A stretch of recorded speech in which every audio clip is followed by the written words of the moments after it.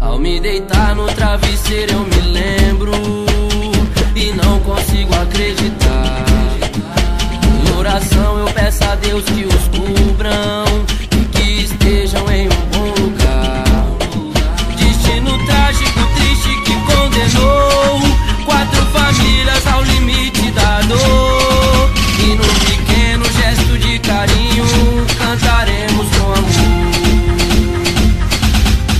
Constantemente em nossos pensamentos, eternamente em nossos corações, estão no céu do outro lado da vida e além das ilusões. E agora os residentes do BNH estão de luto, perplexos a chorar, inconformados com o acontecido.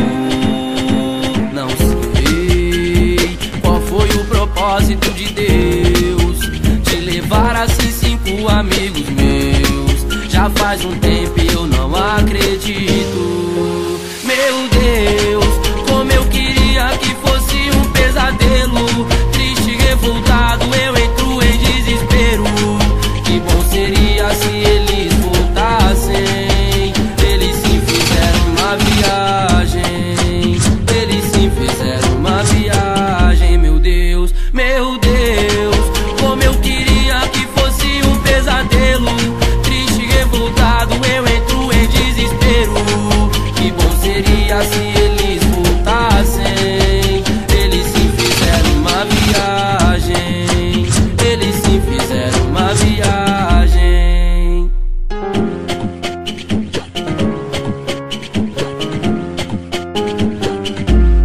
Não dou mais valor às coisas fúteis da vida. Acho que estou aprendendo a viver.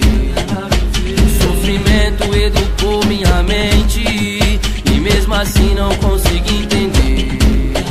Eric Diney e a menina Bárbara, eu não consigo encontrar palavras pra resumir o que sentimos agora. É dizer faz falta. Eu sinto a falta do Diego, machuca a falta da Camila. Faz falta a ausência deles, faz falta. Vou recordar e com amor lembrando sempre eu estarei. Dedique essa canção sem exceção para vocês. Valeu a pena o nosso convívio.